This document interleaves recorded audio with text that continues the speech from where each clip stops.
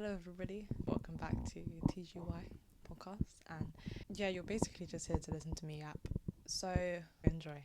How is everybody? Third video? That's crazy. I don't know, it's weird. Yeah, it's something I've always wanted to do, I guess, and it's crazy because I'm actually doing it now. But yeah, do you guys want to know what my recent hyperfixation is? I'm gonna tell you anyway. It's candy kittens. Don't know if you can see it in this bag. Candy kittens are so good. They are these vegan, palm oil free sweets, but they're so much better than like Haribo's. You know, after you eat like a whole pack of Haribo's and you just feel fat and you should feel okay. Ooh, not fat as in like there's nothing wrong with being fat, but it just makes you feel like a blob, like kind of the same vibe as like if you eat a whole Domino's pizza, you just feel shit afterwards. But these don't make you feel shit afterwards. It could be delusion, but by the way it works, so I'm not complaining. I feel like I go through kind of phases where I have hyperfixations on certain foods. Like in secondary school, well, not in secondary school, but sixth form / like when I lived at home, like with my mum and stuff, like I had a hyperfixation on hummus and cucumber, but specifically Tesco's hummus. Tesco's just classic hummus with a cucumber, and I would sit there, I would eat the whole tub of hummus in one sitting. Give me 2 cucumbers and a tub of hummus and I'm good to go. It was so good, and the only reason, like literally for like 2 months, like that was the only snack I had. Like I liked like pita bread and like breadsticks with hummus as well. I love hummus. Hummus is so good. But pita bread, it requires me to put it in the oven, and honestly CBA. And breadsticks, it just gets a bit messy, so CBA. But with the cucumber, I can literally eat it all. Like all I need to do is wash it, and then I can do my business. Then I can eat it. Anyways, you get what I'm saying. And then what other hyperfixations have I had? Like I remember in secondary school I had like, you know, French fries, like the crisps. They have a cheese and onion flavour. And I used to get those, like, no, you don't understand. Like, I remember, like, in the summer holidays, I'd go and stay at my cousin's house, and I promise you, for breakfast, for that whole week, I had French fries. And that wasn't because I couldn't have proper breakfast. That was by choice. I went to the shops every morning and bought myself a pack of French fries. And the thing is, all throughout secondary school, I wondered why I had spots. But now looking back on it, my diet was so shit. Like, I don't understand how people don't like hummus. But yeah, the only reason I stopped eating hummus was because I could see that hummus was making my skin a bit bad. Like, it gave me a little bit of spots. But that could just be because I ate excessive amounts. It's not my fault, it was good. The thing is, like, after a hyperfixation is ended, like, I rarely go back to that food. Like, it completely just wipes from my memory, and then I just never have it again. But I really want to have hummus and cucumber again. It's just like, obviously it's a bit weird. And my boyfriend is like, that's like, you can actually eat better food. It's so good. But yeah, one of the things I wanted to talk about today was things that piss me off. And one of the biggest things that piss me off is a person that lacks basic social cues. I don't understand how you can live like a good 30 years of your life and lack the most basic of basic social cues. Like, if you don't know what a social cue is, it's just like the ability to read the room, or just to like have common sense in just like social situations. And like it just boggles my mind that people go through life and lack such basic, such common knowledge of how to act in a social situation. And it's just like, how have you reached the ripe age of 20 with negative social cues? It just doesn't make sense to me. And like, I understand if you're like, if you have some sort of disorder, like that, like I understand if you're autistic, or if you have, again, a disorder that kind of limits you from having those social cues. But I've met people that have nothing wrong, that just lack the ability to read the room. And it's just like, bloody hell, like how were you raised? I don't know. Like, another thing that pisses me off, yeah, is the fact that, I don't know, like, people think they have the right to talk about your body. Well, I found that people think they have the right to talk about your body when you're skinny. But if you're fat, or if you're just another shape. They won't say anything. I think, like, honestly, like, I think there's such double standards, and this is not to say that, okay, cool, like, I understand that people that are quite big, they sometimes get shit from it. Like, they get shit from it. Like, people make stupid comments, or people just be mean, like, on social media or in school or just in real life. Like, people will be kind of like mean about it. But besides from that, like, you don't really like, if you've gained a bit of weight, or okay, this is not family, because a family member, if you gain a bit of weight, a family member will have like a negative filter and be like, you look fat. But like, in a general like social situation, like, if you gain a bit of weight, or if you're just on the bigger side, no one would say like, or I just haven't experienced a situation where I've seen someone say like, oh, you look big today, just as in casual passing conversation. But skinny people get the heat, like, and the thing is with skinny people, I understand that it people may perceive it as it's easier because, like, traditionally, like, I don't know, the standards are like, are that not people want to be skinny, but like, that's kind of society's idea of beauty. But me, right, I'm skinny, but I'm not like, I don't know, like, I'm a bit lanky, like, I'm on that side of things. But that's not to say I don't think I'm ugly, but like, I'm aware that I'm more skinny than the average person. And like, throughout secondary school, like, I was significantly skinnier than I am now. And people would just make comments, and it's just like they'll be like, oh, like, I don't know, you just look mad skinny. And it's just like, okay, and you look fat, but I'm not gonna say anything, am I? Like, but it's just like, I feel like this is just my account of me being on the slimmer side and what I've experienced. But people people will just say like, oh, you look slim, or like, or just something like that, but in passing conversation, which low-key, I don't know, it doesn't make it worse, but it's not like they're insulting me. They're trying not to insult me, but it's just like a basic observation for them. But I make basic observations about people, and I'm not gonna tell them that, like I've had people come up to me and be like, oh, you look borderline anorexic. This links back to the lack of social cues, because who the fuck says that? Who in their right mind, like, if there was a fat person, a really fat person, would you go up to them and say, you look borderline obese? Do you have diabetes? No, like, that's not, like, that's like socially unacceptable. So why would, like, when people are skinny, like, people feel like they have the right just to comment on your body, like like it just shocks my mind. And like throughout secondary school, like, I feel like a lot of people made comments on my body, like, it was kind of like a running joke. And to be honest, with a lot of the people that made jokes, like, I didn't really care, because I could see that there was no malicious intent, and they were my friends. But it's just still like, yeah, regardless of all of that, it's still just a bit like who gave you the right type thing.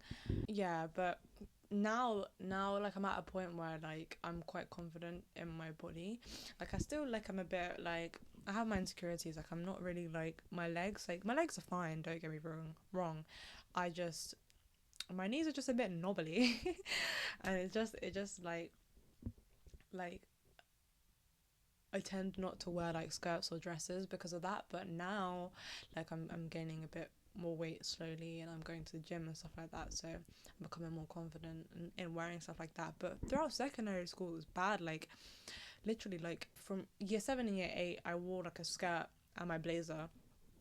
But then I just got so much fucking shit from people about, like, I just got so many comments, and it's just like, and it would be from people that I don't even talk to, and it's just like, who the fuck are you?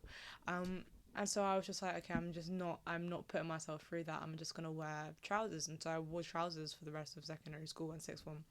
Like, I never wore a dress. Like, I wore a dress at prom, but I made sure it was a maxi dress and it covered my legs, because, like, as well as the fact that, like, why the hell are you commenting on something that isn't your business? I just don't like unnecessary social interactions, because it just stresses me out. And yeah, if I can avoid that, I will. But it's just like, yeah, people will just like kind of make like passing comments and not realize like how much damage, I guess, it does. Because because you're not them. Like that's simply it. Like, or maybe they were just projecting. I don't know, but like I was aware. I was painfully aware that I was incredibly skinny throughout secondary school. But again, like I was also aware that your hair looks shit, and I didn't say anything about it because, like, I'll keep my opinion to myself, which is what I think everyone should adopt. Like, unless I've asked, then yeah.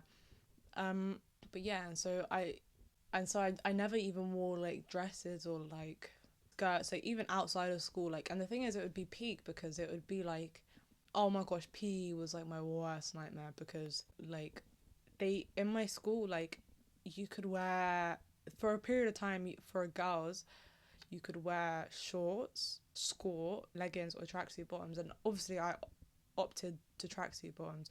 Also, like it was so peak. Like I would go into Primark and get the XS size of leggings. Tell me why they were still baggy. Is that not insane? Like, you know, that was like the most humbling thing when I thought I got the smallest size and it still didn't fit. But it wasn't even like I was like, it wasn't even like I wasn't eating. Like I love food. Like I love food. I just have a really fast metabolism. I think last year was the only year that I've actually gained a little bit of weight. I got a bit chubby, but that was because I was actually eating pure shit every day. Like that's a topic for another day. Yeah, so obviously I opted to wear tracksuit bottoms because like I don't want to have to deal with that like stress of other people. Like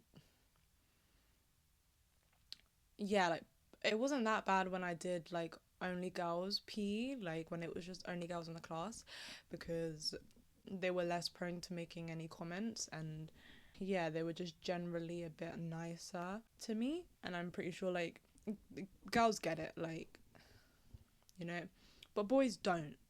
Like, that's something I've realized as well. Boys severely lack social cues. This is not all boys, but like, well, maybe just in secondary school, but like even in my workplace, like the people I've met, goodness gracious me, like I just wish I could talk sense into them, but I don't even want to be rude, so I can't. But yeah, and I remember they, for some reason, they took tracksuit off the list of things that you could wear, so I was forced to wear either skirts or leggings. Obviously, that's like my worst nightmare, and so I would just miss PE. I just wouldn't. I just would forget to bring my kit because I don't want to wear leggings. I don't want to subject myself to the torture of people commenting on me. Um, and it was shit because I really enjoyed PE. Like I really liked it. And or I always used to like get my like it wasn't really a hoodie, but it was like a kind of long sleeve. I used to tie it around my waist so it would kind of cover my legs.